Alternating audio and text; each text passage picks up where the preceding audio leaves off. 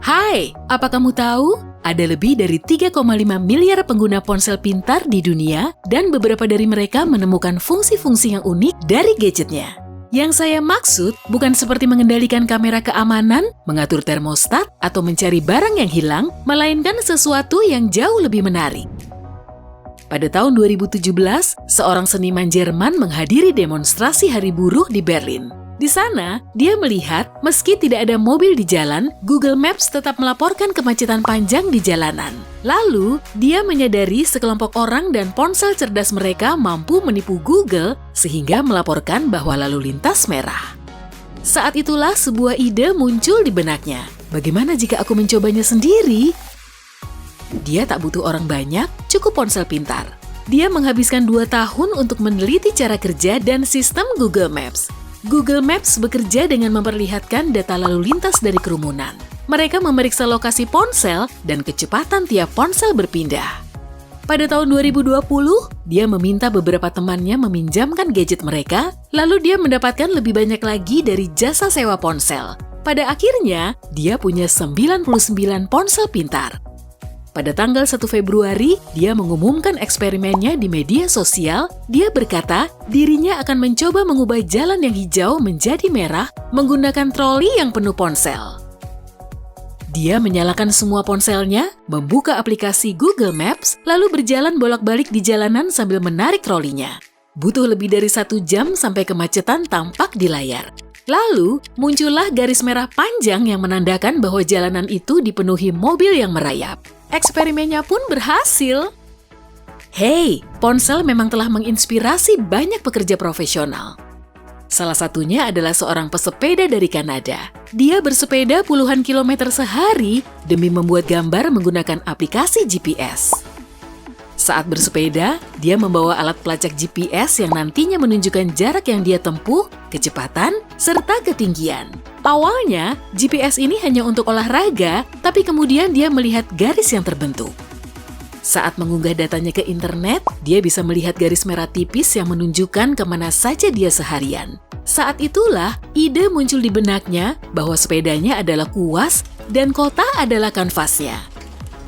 Begitu mulai bersepeda, proses perjalanannya akan dipetakan dan di akhir perjalanan, orang lain di internet bisa melihat gambar coret-coret besar yang dia buat. Gambar pertamanya dibuat pada tahun 2015 saat hari tahun baru ketika dia memacu sepedanya dan membuat kata-kata Happy 2015.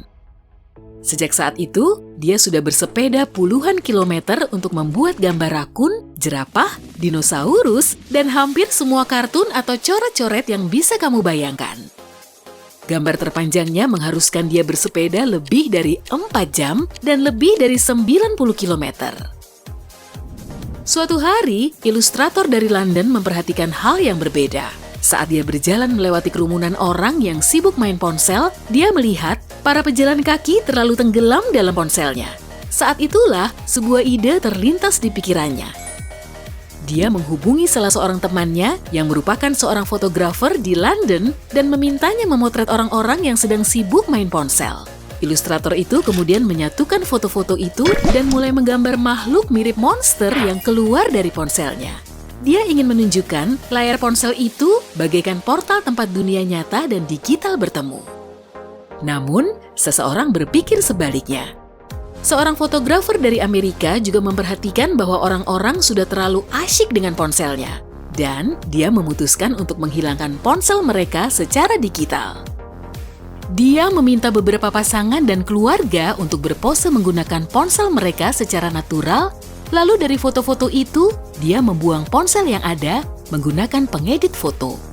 Lalu, saat fotonya selesai, yang hanya bisa kita lihat adalah 4 orang yang sedang sarapan di sekitar meja dan menatap tangan mereka. Tapi ada juga seorang seniman dari Taiwan yang mengubah ponsel menjadi mobil. Dia menghabiskan 4 tahun berkeliling dunia untuk mengumpulkan ponsel-ponsel bekas. Dia menghabiskan sekitar $30.000 atau sekitar 400 juta rupiah dan mengumpulkan 25.000 ponsel jadul. Lalu dia butuh 4 bulan lagi untuk mengubahnya menjadi mobil ukuran normal. Dia mengatur warna, menempelkan, dan memakukan ponsel-ponsel itu ke bingkai kayu.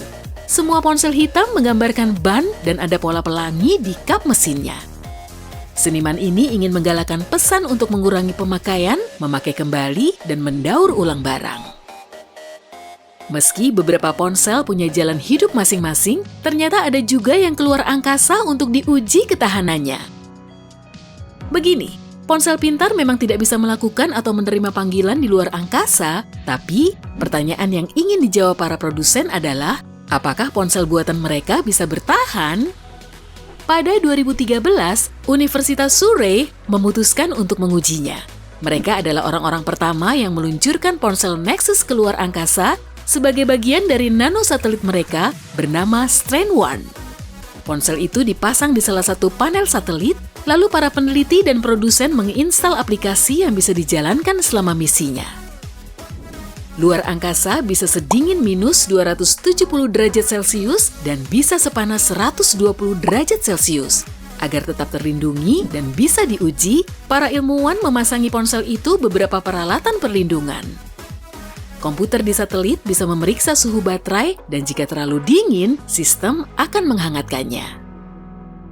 Pada Februari 2013, sang produsen meluncurkan ponsel itu ke orbit. Tujuan di balik eksperimen ini adalah mengumpulkan data dan mengambil gambar.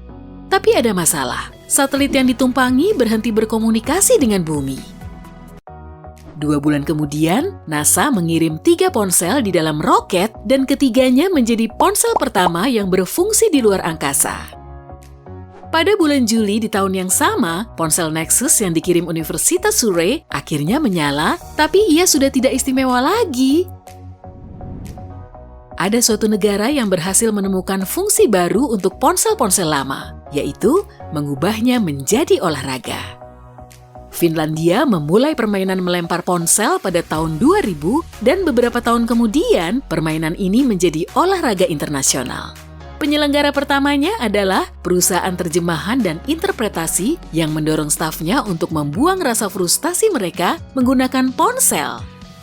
Pusat-pusat daur ulang pun bersatu untuk mengumpulkan sampah dan para sponsor memberi ponsel untuk dilempar kepada yang hadir untuk meningkatkan kesadaran tentang daur ulang. Acara ini berlangsung pada bulan Agustus setiap tahunnya dan para pesertanya punya banyak pilihan. Mereka bisa memilih ponsel dari berat 200 sampai 400 gram dan aturannya adalah melemparnya lurus ke depan. Para peserta harus tetap berada di dalam area melempar dan ponselnya harus mendarat di bagian yang sudah ditandai. Pada 2014, Dries Vermen menjadi pemegang rekor dunia resmi setelah melempar ponselnya lebih dari 110 meter, alias sepanjang lapangan sepak bola. Pada 2014, 2 insinyur membangun sebuah mesin menggunakan balok Lego yang bisa memecahkan kubus Rubik menggunakan ponsel pintar. Alat ini menganalisis kubus yang sudah diacak dan menghitung urutan yang tepat. Perangkat ini menginstruksikan robot dengan 4 lengan untuk memecahkan Rubik di depannya. Kedua insinyur ini sudah pernah bekerja sama untuk proyek serupa dan rekor mereka sebelumnya dicatat pada 2011 saat mereka membuat robot yang berbeda untuk menyelesaikan kubus Rubik standar hanya dalam 5,2 detik. Hebatnya, dalam upaya terbaru mereka, sang mesin baru menyelesaikannya hanya dalam 3,2 detik. Mata kita bahkan tidak bisa memahami apa yang terjadi karena gerakannya sangat cepat. Nah, meski dengan semua fungsi-fungsi unik tadi, saya senang melaporkan bahwa ponsel pintar saya masih menjadi alat utama saya. Untuk memesan pizza. Hey, jika kamu belajar hal baru hari ini, klik tombol suka di video ini, lalu bagikan pada teman-temanmu. Inilah beberapa video menarik lainnya yang bisa kamu tonton. Klik saja video di salah satu sisi layar, dan ingat, tetaplah di sisi terang kehidupan.